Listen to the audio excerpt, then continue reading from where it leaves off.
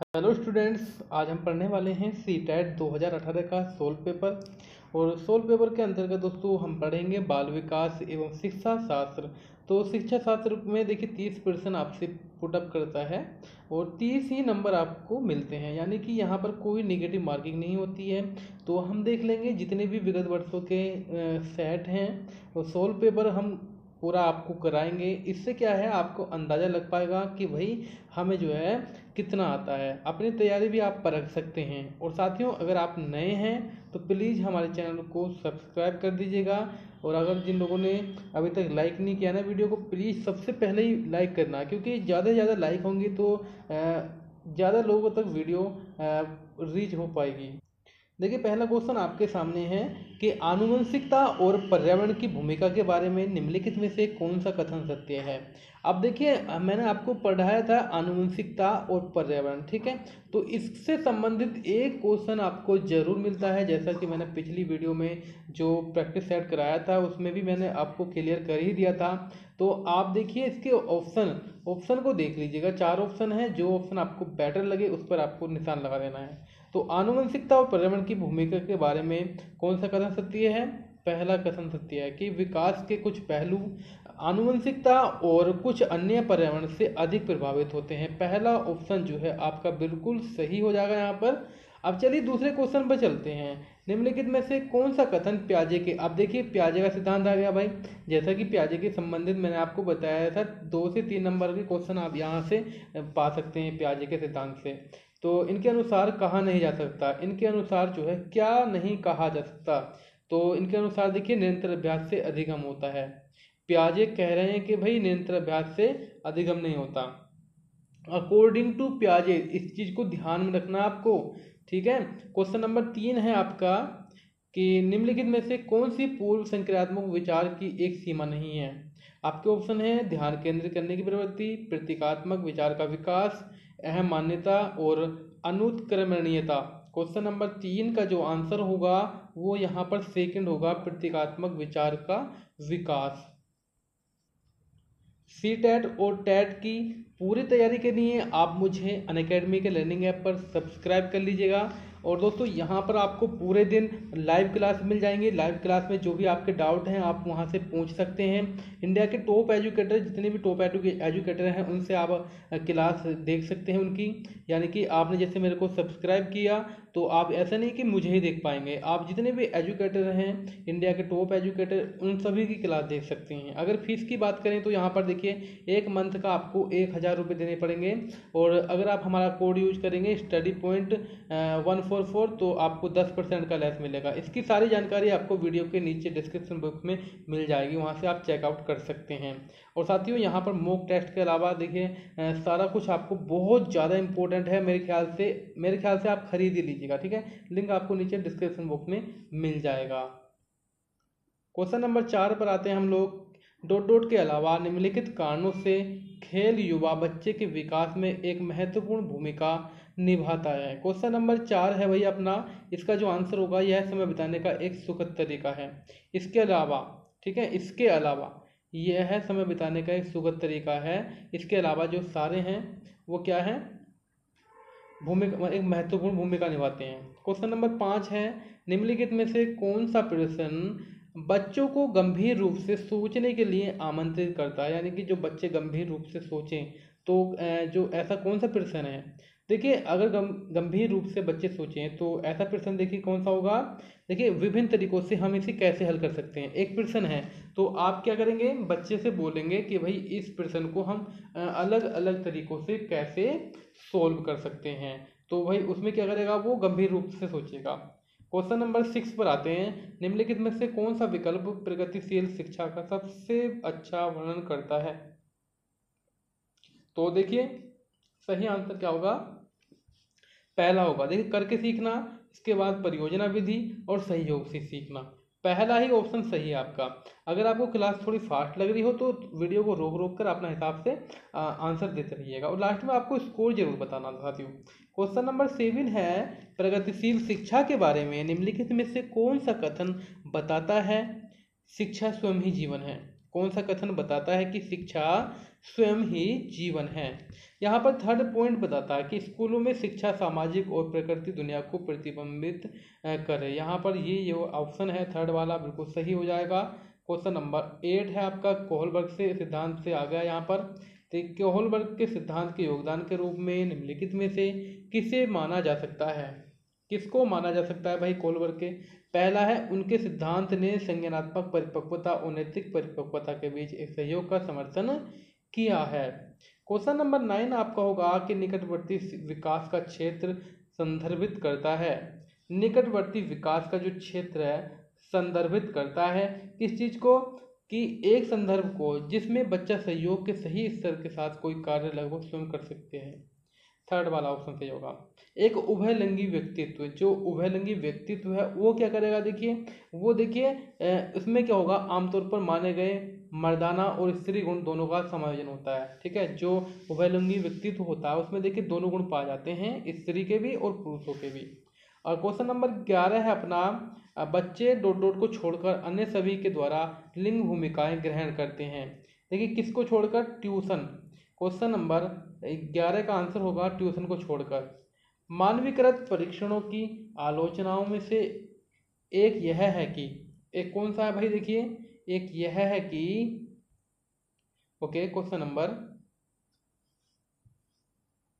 Okay guys यहाँ पर थोड़ा पेन ले लेते हैं। क्वेश्चन नंबर अपना होगा 12। इसका जो सही आंसर हो जाएगा वो आपका पहला होगा, वे मुख्य रूप से मुख्य धारा की संस्कृति का प्रतिनिधित्व करते हैं और इसलिए पक्षपाती हैं। चलिए ये क्वेश्चन लगभग 2018 में जिन्होंने CTET का पेपर दिया था लगभग गलत गया था सभी के लोगों का। क्वेश्चन नंबर 13 होगा, एकाधिक बुद्धिमानी का सिद्धांत कहता है कि, क्या कहता है भाई? ये जो सिद्धांत है ये कहता है कि बुद्धि कई प्रकार की होती है। मैं आपको इस प्रश्न के बारे में कई बार डिस्कस भी कर चुका हूँ। ठीक है, शिक्षक सीखने के लिए मूल्यांकन और सीखने के मूल्यांकन दोनों का उपयोग कर सकते हैं, दोनों का उपयोग कर सकते हैं। देखिए बच्चों की प्रगति और उपलब्धि स्तर के जानने में। क्वेश्चन नंबर आपका 15 होगा कि निम्नलिखित में से कौन सा सतत और व्यापक मूल्यांकन से संबंधित नहीं है?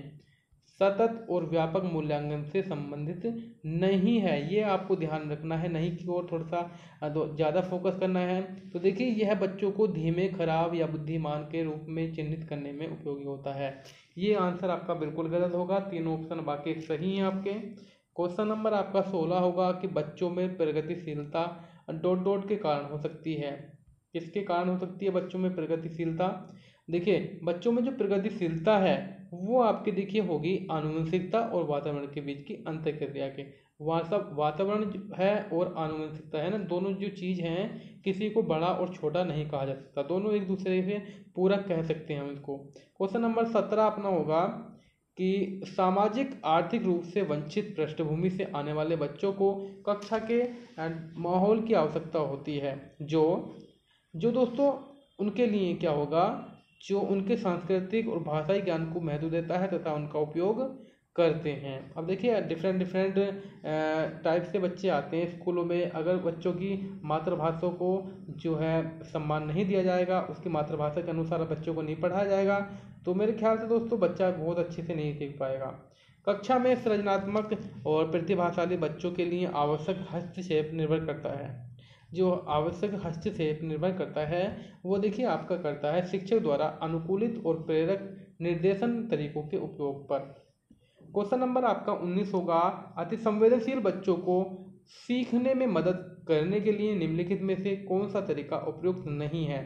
तो जल्दबाजी में ध्यान रखिए, नहीं का ध्यान भी यहाँ पर लग रहा है। और अगर स्टूडेंट्स आपको वीडियो पसंद आ रही हो तो प्लीज़ एक बार वीडियो को लाइक जरूर करें। क्वेश्चन नंबर 19 का आंसर आपका होगा, बेचैन होने पर अक्सर उन्हें डांट फटकार लगाना। देखिए अगर आप बेचैन भी हो रहे हैं तो बच्चों को डांट फटकार लगाएंगे क्या? नहीं ना, देखिए बच्चों को डांट फटकार नहीं लगानी चाहिए बेचैन होने पर। क्वेश्चन नंबर आपका देखिए होगा 20, अलग अलग सोच वाले पैटर्न उन बच्चों की पहचान करते हैं।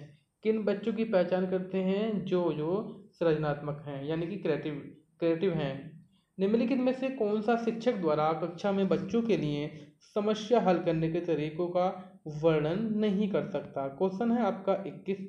सो स्टूडेंट्स, इसका आंसर आप देख लेना है। पहला ऑप्शन क्या होगा कि किसी विशेष समस्या को हल करने के बारे में अपनी विचार प्रतिक्रियाओं पर चर्चा करना।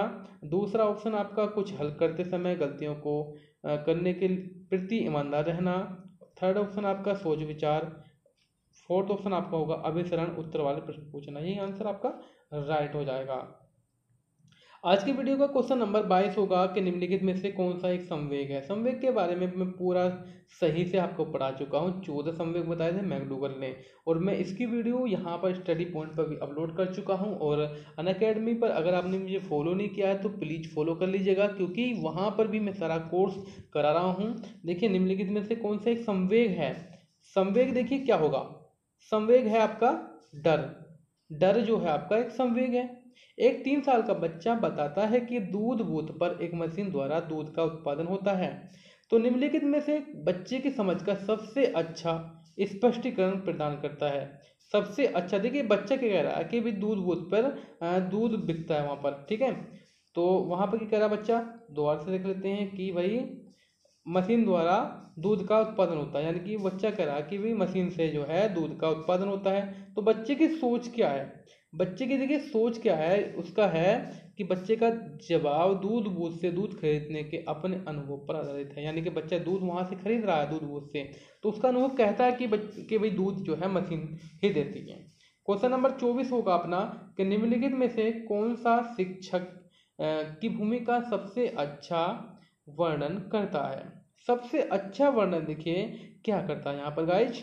सबसे अच्छा वर्णन करता है आपका आराम के लिए जगह बनाना, जहाँ बच्चे संवाद और पूछताछ के माध्यम से सीखते हैं। अगर देखिए आप आराम के लिए जगह नहीं बनाएंगे, यानी कि ऐसा माहौल क्रिएट करेंगे कि भी बच्चे आपसे पूछते हुए हेजिटेशन करें, तो देखिए क्या बच्चे पूछ पाएंगे। मतलब कहने का मतलब ये है, ऐसा माहौल बनाएं वहाँ पर बच्चों के लिए कि वो आपसे पूछने में कोई भी परेशानी का अनुभव यानी कि कोई भी परेशानी उनको ना हो, कोई भी हेजिटेशन ना हो। निम्नलिखित में से कौन सी कक्षा समृद्ध शिक्षा को प्रोत्साहित करती है। क्वेश्चन नंबर आपका होगा 25 और आंसर देख लेते हैं हम इसका। देखिए, वह कक्षा जिसमें खुली गतिविधि कोने हों और विभिन्न प्रकार के बाल साहित्य खुली ताक में रखी हों, जो दिन के समय मतलब किसी भी समय जो है उसको प्राप्त किया जा सके। क्वेश्चन नंबर 26 होगा निम्नलिखित में से कौन सा कक्षा में पाठ्य पुस्तकों की भूमिका का सबसे अच्छा वर्णन करता है। सबसे अच्छा वर्णन की बात करें तो देखिए यहाँ पर पहला जो होगा वे कक्षा में उपलब्ध संसाधन और संदर्भ सामग्री में से एक है। पाठ्य पुस्तक क्या है, कक्षा में उपलब्ध संसाधन और संदर्भ सामग्री में से एक है। राष्ट्रीय पाठ्यचर्या फ्रेमवर्क 2005, वेरी गुड। इसमें से क्वेश्चन बना नहीं बना दोस्तों, मैं बार बार आपको रिपीट कर रहा हूँ कि 2005 में से प्याजे से कोहनबर्ग से 101% जो है आपके हर बार पूछे ही जाते हैं। तो राष्ट्रीय पाठ्यचर्या फ्रेमवर्क 2005 ने अपनी समझ डोट से प्राप्त की। किस चीज़ से प्राप्त की भाई, इन्होंने अपनी समझ जो है वो रचनावाद से प्राप्त की। कक्षा में बच्चों को प्रेरित करना या प्रेरित समझा जा सकता है यदि, यानी कि कक्षा में हम बच्चों को प्रेरित क्या समझेंगे कि यदि वे शिक्षक से स्पष्टीकरण प्राप्त करने के लिए प्रश्न पूछते हैं, कोई भी डर उनके मन में नहीं होता है। क्वेश्चन नंबर आपका होगा 29। देखिए 29 नंबर क्या है, निम्नलिखित में से कौन सा बच्चे में अधिगम सुधार करने के लिए सबसे अच्छे जो अधिक उपयुक्त है, सबसे अधिक उपयुक्त देखिए आपका होगा शिक्षक को वास्तविक जीवन स्थितियों पर बच्चों को एक दूसरे के साथ बातचीत करने में मदद करनी चाहिए। और आज की वीडियो का लास्ट क्वेश्चन, इसका आंसर आपको कमेंट सेक्शन में देना है कि अनुशासन जो अधिगम वातावरण में एक महत्वपूर्ण भूमिका निभाता है किस तरह की मदद करता है। क्वेश्चन नंबर 30, इसका आंसर आपका जो भी हो आपको नीचे कमेंट सेक्शन में लिखना है। और दोस्तों अगर आपको कोई प्रॉब्लम है कि भाई 1000 रुपये हम अफोर्ड नहीं कर सकते, तो मैं आपको पहले बता चुका हूँ, अगर आप हमारा कोड यूज करेंगे तो आपको ये कोर्स जो है आपको 900 रुपये में मिल जाएगा, ठीक है। CTET हो चाहे आपका TET का एग्जाम हो। अगर आपको ये भी लगता है कि भाई हम इतना पैसा अफोर्ड नहीं कर सकते, तो गाइज मेरा नंबर देखिए 087, ये हमारा व्हाट्सअप नंबर है। आप जो व्हाट्सअप पर मुझे मैसेज कीजिए, मैं आपको पूरी जानकारी दूंगा और जितनी भी हमसे मदद हो सकेगी आपके लिए वो दोस्तों हम आपके लिए दिन रात तैयार हैं। तो वीडियो कैसी लगी ये बताइएगा, वीडियो को लाइक कीजिए, शेयर कीजिए ज़्यादा से ज़्यादा। Thank you guys, thanks for watching.